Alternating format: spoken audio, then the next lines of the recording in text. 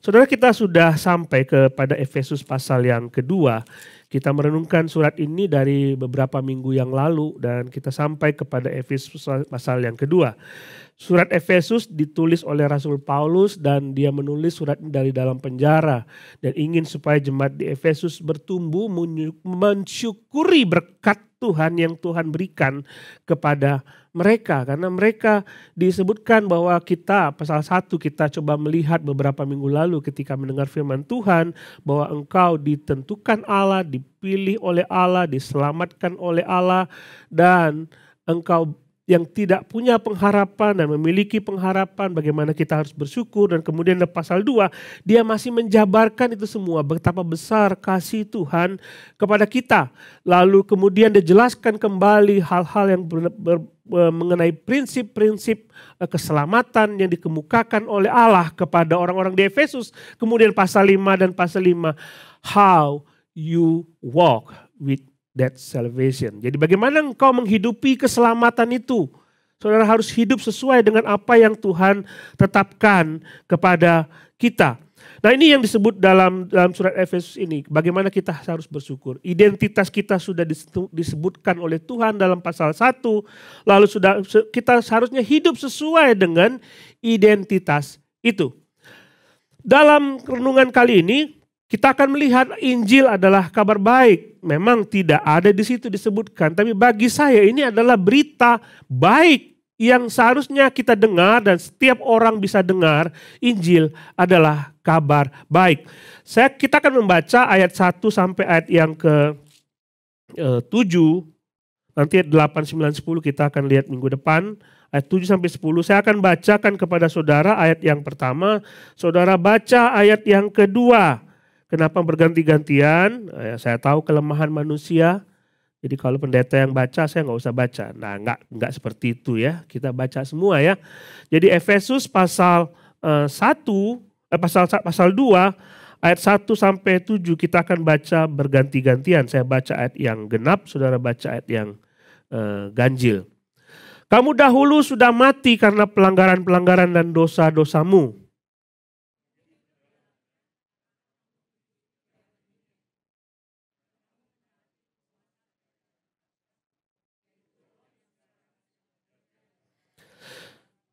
Sebenarnya dahulu kami juga semua juga terhitung. Sebenarnya dahulu kami semua juga terhitung di antara mereka. Ketika kami hidup di dalam hawa nafsu daging dan menuruti kehendak daging dan pikiran kami yang jahat.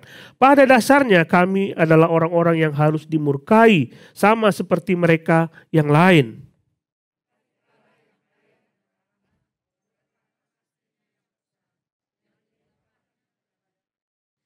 Telah menghidupkan kita bersama-sama dengan Kristus, sekalipun kita telah mati oleh kesalahan-kesalahan kita, oleh kasih karunia kamu diselamatkan.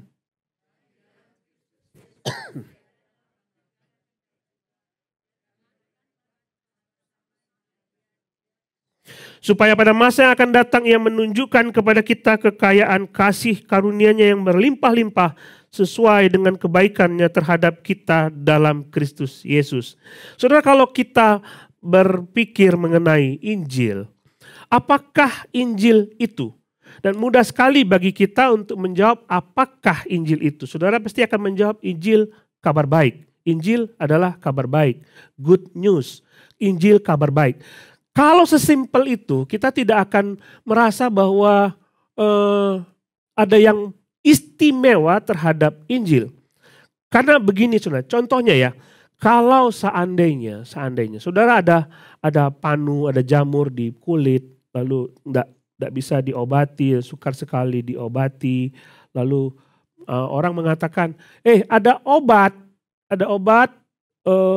panu di situ, obat jamur kulit yang bisa mengubah supaya jamur di kulit itu bisa hilang. Bagi kita itu kabar baik. Tapi biasa-biasa saja kan? Biasa-biasa saja. Biasa-biasa karena di mana-mana ada obat untuk jamur kulit. Bagi kita ya itu kabar baik, benar kabar baik.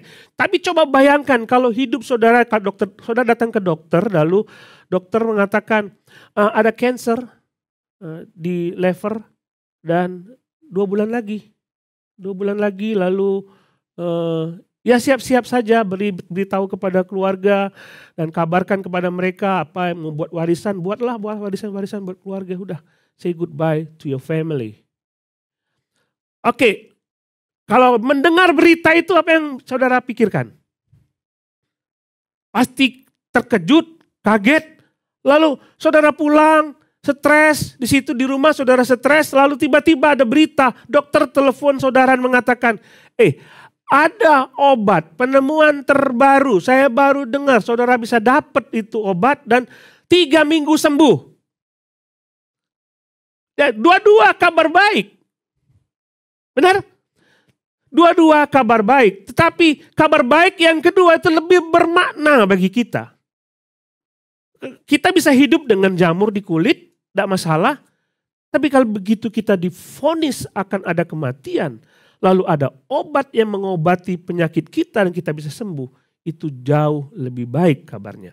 Dan ini yang dikemukakan oleh Rasul Paulus ketika dia ngomong, kamu dahulu sudah mati, dan dia bandingkan dengan keadaan dia sekarang, keadaan kita sekarang, itu adalah kabar baik. Sebenarnya kita tidak punya pengharapan dan kita memiliki pengharapan sekarang. Itu kabar baik.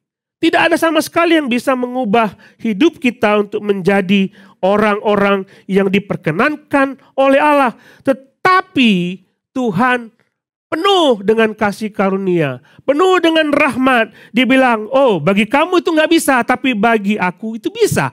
Itu adalah kabar baik. Dan ini yang hendak kita pikirkan pagi ini. Jadi saya sudah mengatakan kepada saudara bahwa gak ada dasarnya kita bisa diselamatkan kecuali karena anugerah Dia.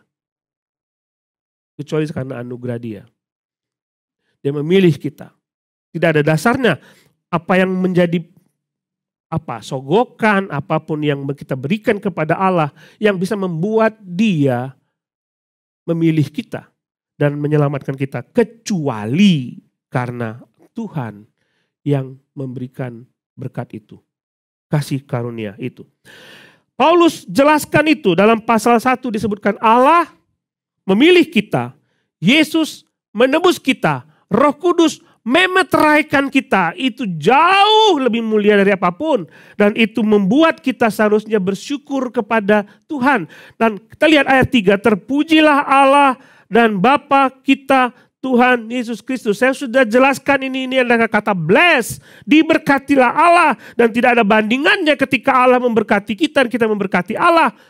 Tidak terbanding itu. Dengan Paulus ingin supaya kita hidup sesuai dengan berkat Tuhan itu. Ini yang dia kemukakan bagi kita. Dan dia buat seperti ini. Coba kita lihat dalam ayat yang kedua. Pasal yang kedua ayat 1. Kamu dahulu sudah mati karena pelanggaran-pelanggaran dan dosa-dosamu. Dahulu kamu mati. Apa maksudnya dia mati? Orang Efesus adalah orang-orang yang hidup. Dan kita tahu kalau ada orang yang hidup, nggak pernah dia mati. Mungkin saudara bilang Lazarus, dia pernah mati.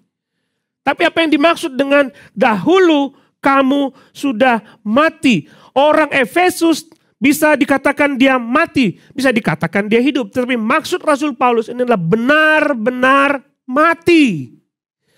Dalam pandangan kita mati adalah mati secara jasmani. Kalau orang ketabrak mobil hancur tubuhnya, itu pasti mati. Tetapi maksud Rasul Paulus, kalau kita membaca dalam ayat-ayat berikutnya, kita terpisah dari Tuhan. Coba saya ingin mengajak saudara melihat dalam 1 Tesalonika 5 ayat 23. 1 Tesalonika ayat pasal 5 ayat 23.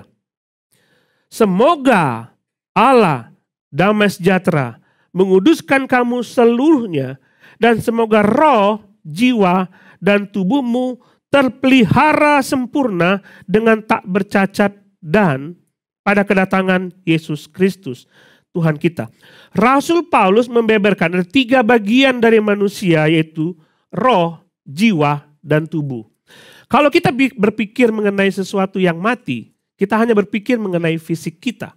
Tapi yang dimaksud oleh Rasul Paulus adalah roh yang mati, roh kita mati. Pada waktu Adam berdosa kepada Tuhan, Tuhan mengatakan pada saat kamu makan buah itu, kamu mati.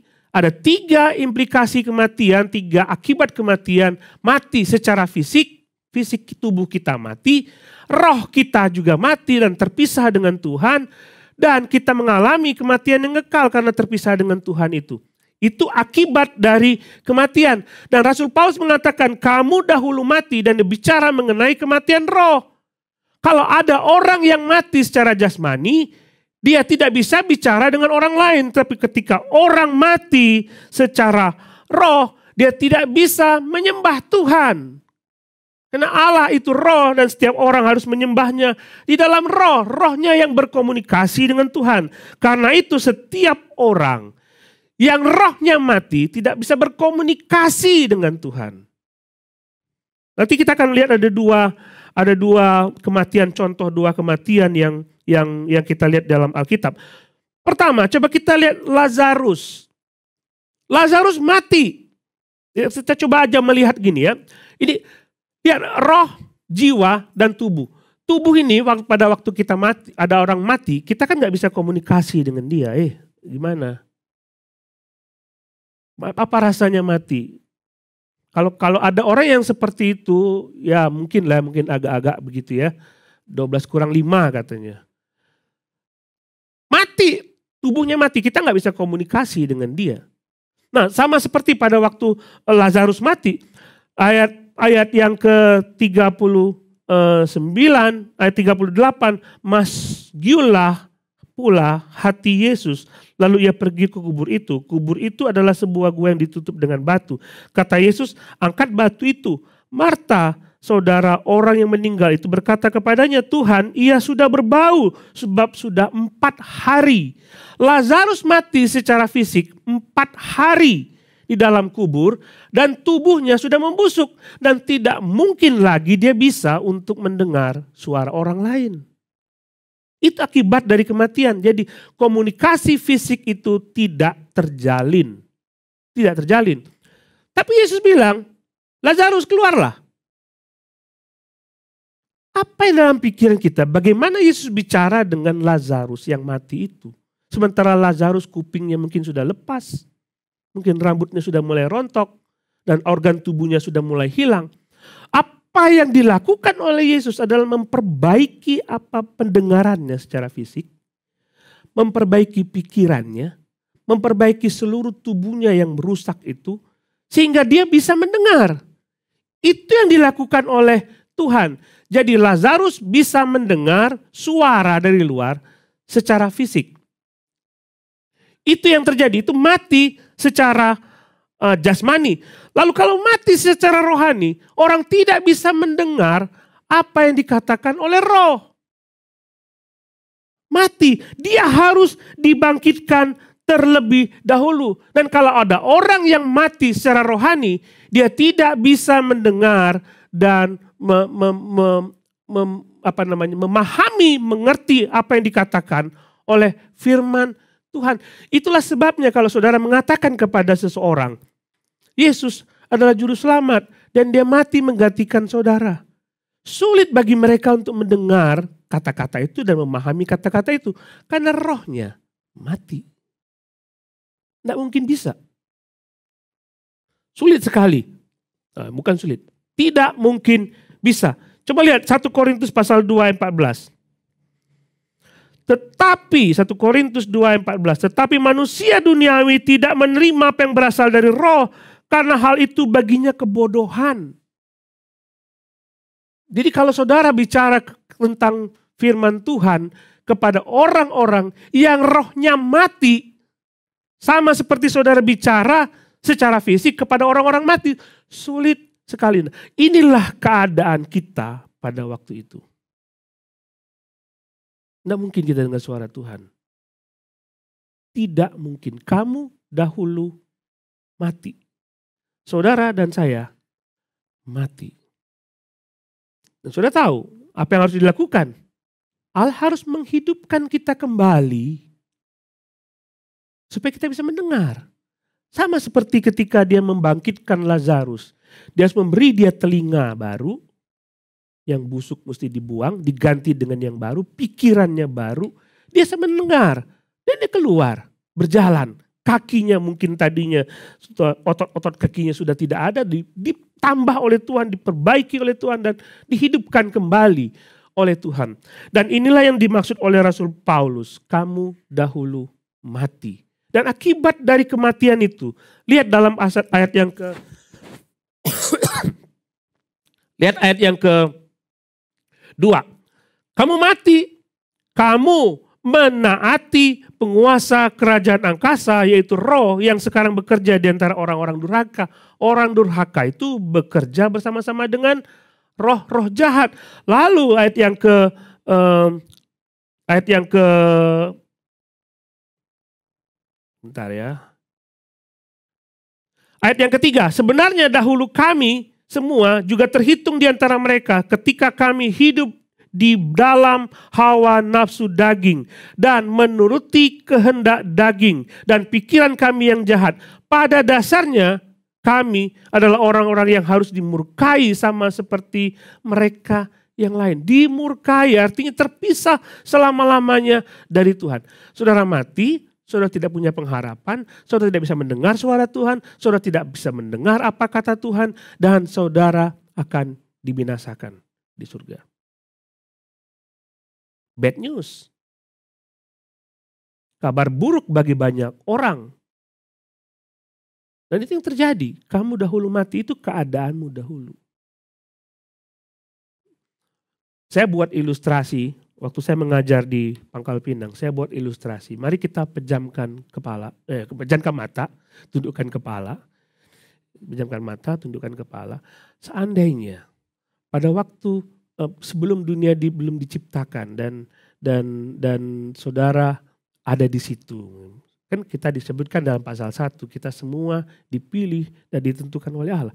Saya tunduk kepala dan Tuhan menentukan, akan ngomong.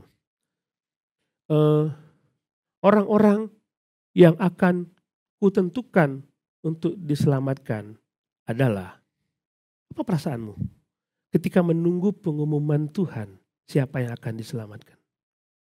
Lalu dia menyebut nama saudara. Apa rasanya? Wow. Bersyukur kepada Tuhan. Kita mati, kita gak bisa punya apa-apa. Sebab dalam ayat-ayat berikutnya saudara akan menemukan kata kasih karunia. Itu bukan karena kita yang hebat menyogok Tuhan. Menolong, memberikan kepada Tuhan apa yang patut, yang kita miliki supaya Tuhan lihatlah aku baik Tuhan. No, kita semua mati dan patut mendapatkan hukuman.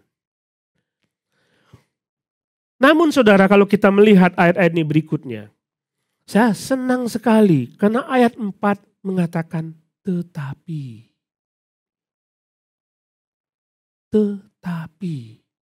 Pak, Bapak dapat sakit kanker 2 bulan meninggal. 2 bulan meninggal Pak. Jadi sepertinya tidak ada harapan. Tetapi, kata dokter. Nah, kalau dokter ngomong tetapi, apa pikiran kau saudara? Tetapi, pasti ada harapan Pak. Paulus mengatakan, tetapi, ayat 4, Allah kaya dengan rahmat. Allah kaya dengan rahmat.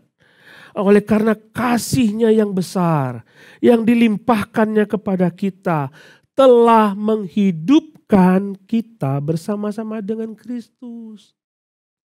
Karena tetapi Allah yang kaya dengan rahmat, karena kasih-Nya yang besar, itulah alasan, satu-satunya alasan kenapa Dia menghidupkan kita. Satu-satunya alasan kenapa Dia memberikan kehidupan kepada kita. Ayat 5, menghidupkan kita bersama-sama dengan Kristus. Sekalipun kita telah mati karena kesalahan-kesalahan kita, oleh karena kasih karunia kamu diselamatkan. Apa yang dilakukan oleh Allah ini adalah berkat yang Tuhan berikan kepada kita. Saudara ingat cerita tentang orang kaya yang datang kepada Tuhan dan ingin supaya aku ingin ikut Engkau Tuhan.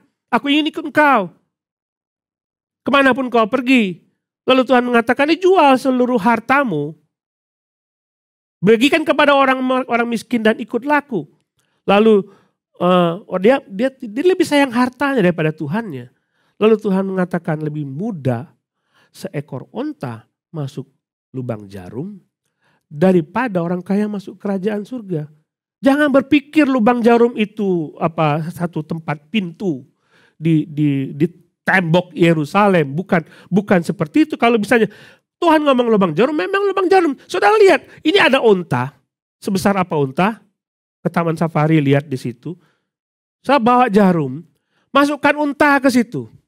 Apa yang saudara pikir? That's impossible. Nggak mungkin terjadi.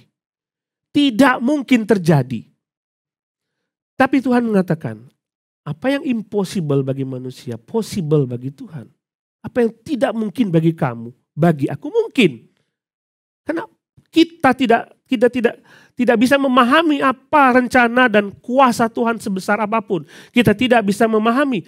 Nah, ketika kita berpikir bahwa kita tidak mungkin bersama-sama dengan Tuhan, karena kematian rohani kita itu dimungkinkan oleh rahmat Tuhan. Dia mampu untuk memberikan telinga rohani kepada kita supaya kita bisa mendengar suara Dia dan kita bisa memahami apa kehendaknya. Kita bisa datang kepada Dia. Itu yang memungkinkan kita untuk percaya kepada Tuhan. Allah menghidupkan kita kembali. Saudara lihat itu ya. Saudara, kita semua patut dimurkai oleh Tuhan. Masuk ke dalam neraka, lautan api selama-lamanya, no hope, tidak ada harapan. Tapi kasihnya yang besar, ayo kita hidup kembali. Tuhan menghidupkan kita kembali. Supaya kita bisa mendengar suara Dia. Itulah proses terjadinya keselamatan. Itulah terjadinya proses keselamatan. Yohanes 5 ayat 24. Yohanes 5 ayat 24. Aku berkata kepadamu, sesungguhnya barang siapa mendengar perkataanku, mendengar perkataanku dan percaya kepada Dia mengutus aku, ia mempunyai hidup yang kekal dan tidak turut dihukum, sebab ia sudah pindah dari dalam maut ke dalam hidup. Mendengar, dengar kata ya, barang siapa mendengar perkataanku. Aku berkata kepadamu, sesungguhnya saatnya akan tiba dan sudah tiba bahwa orang-orang mati akan mendengar suara Anak Allah. Kapan itu terjadi? Lalu Tuhan mengatakan, dan mereka mendengarkan hidup sebab sama seperti Bapa mempunyai hidup di dalam dirinya. Demikian pula diberikannya anaknya. Dan demikian juga diberikannya anaknya mempunyai hidup di dalam dirinya sendiri. Anak mampu untuk menghidupkan kita kembali bersama-sama dengan Tuhan. Sehingga kita mampu untuk mendengar suara Tuhan. So, kalau engkau diselamatkan hari ini, saudara bisa duduk di sini. Saudara bisa menerima, memuji Tuhan, haleluya, haleluya, haleluya. Itu bukan karena engkau hebat, tapi Allah menghidupkan engkau kembali bersama-sama dengan Dia. Dia memberikan kehidupan yang baru kepada saudara. Allah menghidupkan kita kembali. Dia kaya dengan rahmat. Kasih-Nya yang begitu besar. Sulit saudara membayangkan hal seperti ini. Paulus mengatakan dalam Roma, Dia mati bagi kita ketika kita masih berbuat dosa. Jangan sampai di situ saja baca ayat itu. Coba pikirkan kalau ada orang yang bersalah kepada saudara. Dan saudara diminta untuk mengampuni orang itu. Saudara akan mengatakan dia dulu yang dia datang kepada saya minta maaf. Gimana mungkin saya memaafkan dia? Datang sini minta maaf. Begitu dia minta maaf pun, saudara akan mengatakan sampai mati pun aku tidak akan mengampuni dia. Itulah manusia. Tapi Roma mengatakan Allah mengutus anaknya mati ketika kita mati berdosa menebus kita. Dia tidak lihat kita baik dulu karena memang kita tidak mampu untuk berbuat baik. Pikirkan itu. Ini yang sedang Paulus hendak kita pikirkan. Begitu besarnya kasih Tuhan kepada kita, begitu luasnya apa yang dia lakukan kepada kita, begitu besarnya kasihnya kepada kita. Untuk kita merenungkan itu. Jangan cuma berpikir menjadi orang Kristen lalu pergi ke gereja menerima berkat Tuhan, tapi tidak merenungkan apa yang Tuhan lakukan. Pulang ke rumah dan renungkan ini, saudara pasti tidak menemukan kata-kata untuk mengungkapkan rasa syukur saudara kepada Tuhan. Terdiam dan hanya mengagumi juru selamat. Dia begitu besar. Suatu ketika ada seorang berzina, tertangkap basah. Dalam Yohanes pasal 8. Dia berzina dan semua mengatakan wanita ini harus dihukum. Sebelum wanita itu mohon ampun kepada Tuhan, Tuhan sudah melihat hatinya, memang mungkin dia sudah bersalah, merasa bersalah. Tuhan mengatakan kepadanya, aku pun tidak akan menghukum engkau. Pergilah dan jangan berbuat dosa lagi. Dia memberikan pengampunan kepada wanita, itu memberikan kesempatan. Itu kasih, saudara. Saudara tidak tahu betapa sakitnya hati Tuhan ketika wanita itu berdosa. Betapa kecewanya dia ketika kita mendukakan dia dalam hidup kita. Betapa dia bersedih ketika kita mengecewakan dia dan tidak taat kepada apa yang dia lakukan, yang dia inginkan. Sakit. Sakit sekali. Tapi dia bilang, I love you. Aku mengasihimu. Mari. Jangan berbuat dosa lagi. Orang dihidupkan oleh Tuhan. Orang dihidupkan oleh Tuhan. Tandanya dia bisa mendengar, sekarang dia bisa mendengar suara Tuhan. Saudara bisa mendengar suara Tuhan. Ketika saudara membaca firman Tuhan, firman itu tiba-tiba muncul dan membuka pikiran saudara akan kebenaran firman Tuhan. Berbeda dengan orang yang tidak mengenal Tuhan, yang rohaninya belum dihidupkan. Now you have a good relation with God. Tadi yang terpisah, sekarang engkau bersama-sama dengan Tuhan. Dan dia bilang, aku janjikan ini kepadamu. Lihat ya.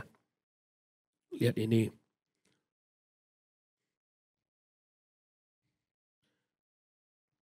Ayat 7.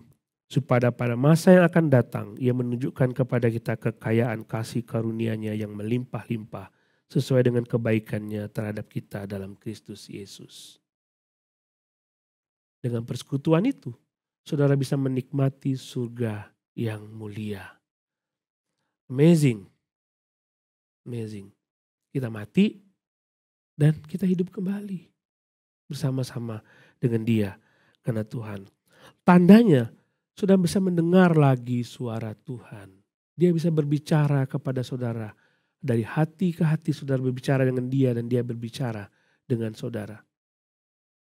Itu yang bagus, saudara. Itu yang baik. Saudara bisa mendengar suara Tuhan, saudara bisa merasakan Tuhan.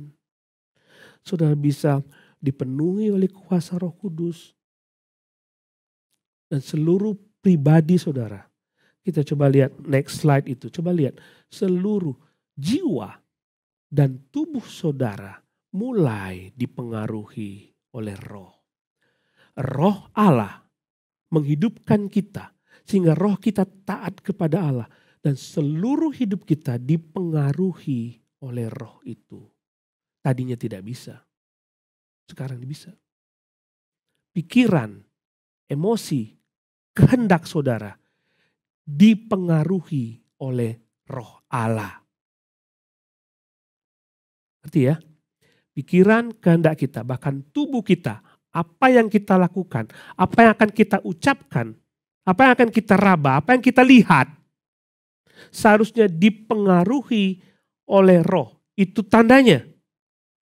Sehingga kalau kita hidup tidak seperti itu, hidup kita tidak dipengaruhi oleh Roh itu, Berarti tidak ada tanda-tanda bahwa kita sudah dibangkitkan oleh Tuhan. Lihat ayat yang kedua. Kamu hidup di dalamnya, kamu mengikuti jalan dunia ini. Karena kamu mentaati penguasa kerajaan. Jadi dia dipengaruhi oleh iblis hidupnya.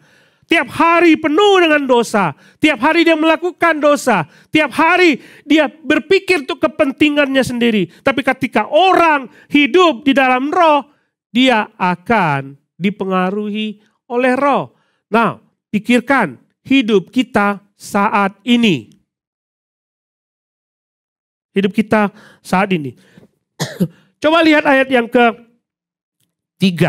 Sebenarnya dahulu kami, ayat yang kedua dia mengatakan kamu hidup di dalamnya. Kamu orang-orang bukan Yahudi. Kamu tidak mengenal Allah sama sekali. Sekarang kami Paulus orang-orang Yahudi yang punya akses terhadap sumber-sumber ilahi.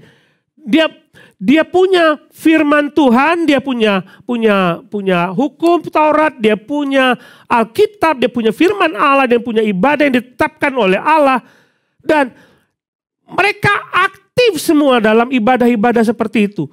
Tapi orang-orang yang bukan Yahudi sama sekali tidak mengenal itu. Tapi dia mengatakan, kamu dan kami tidak ada bedanya. Karena sekalipun kami beribadah kepada Tuhan, roh kami sebenarnya mati.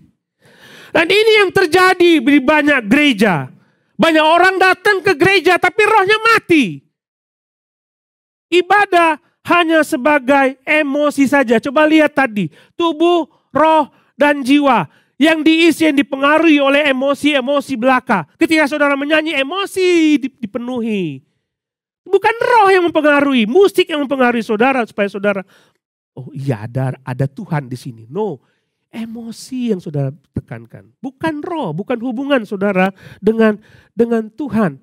Tadi Paulus mengatakan bahaya. Kamu mati dalam Kristus. Kami gak jauh beda. Sekalipun kami punya akses untuk beribadah kepada Tuhan. Kami juga mati di dalam Tuhan. Kami harus dibangkitkan. Gak ada bedanya saudara. Saudara datang ke gereja.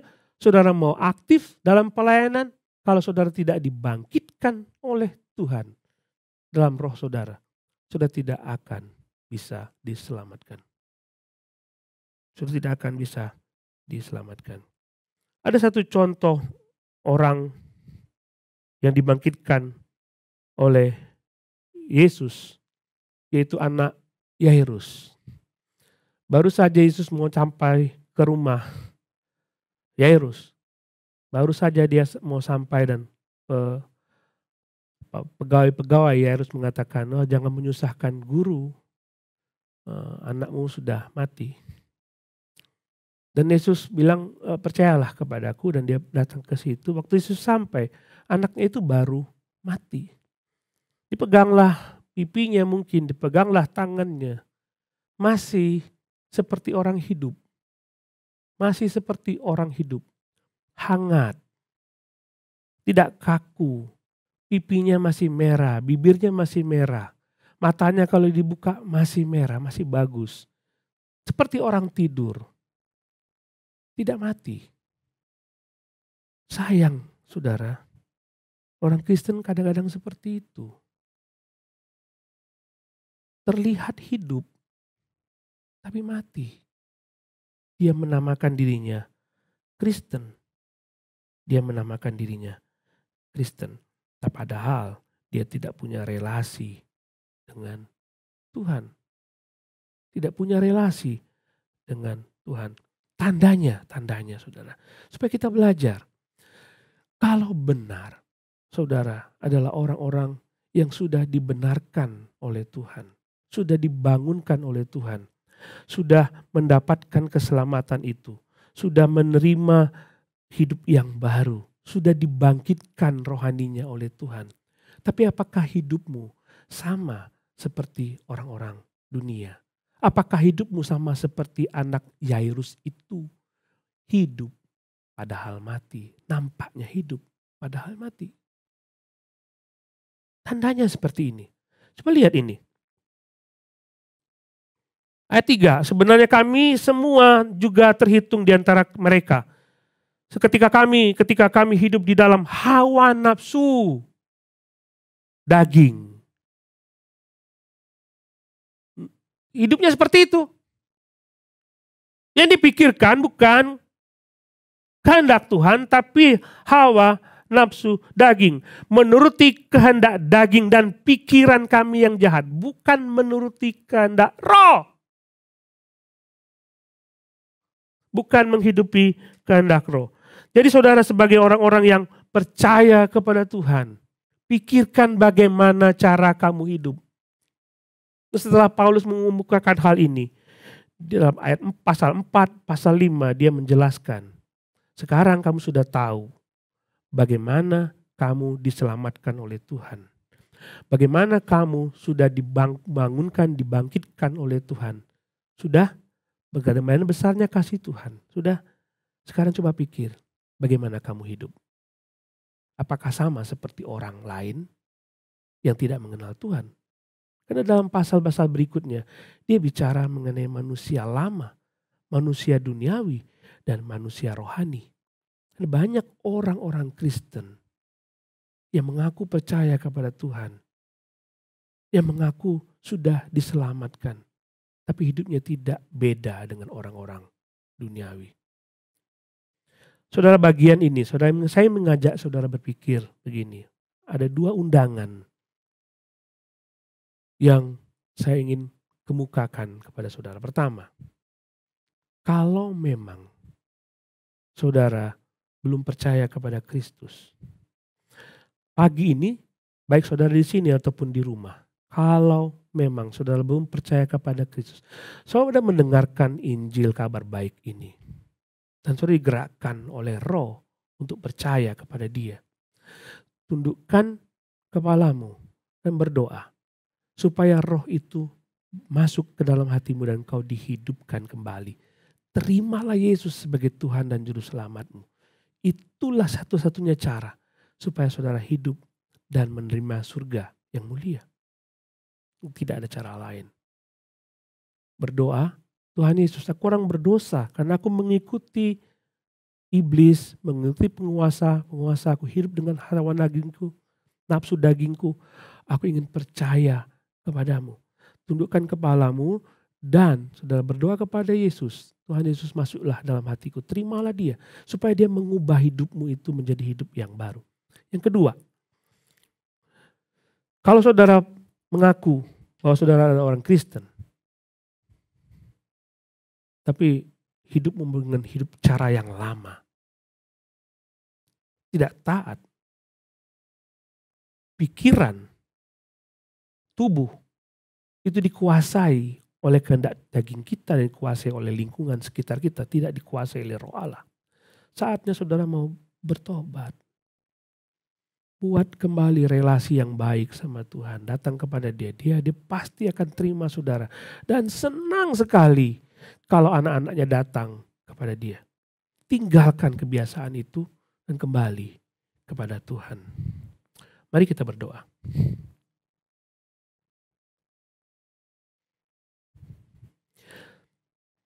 Silakan berdoa saudara. Saudara merenungkan kasih Tuhan yang begitu besar.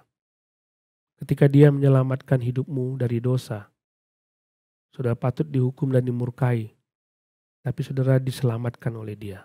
Naikkan syukurmu kepada Tuhan.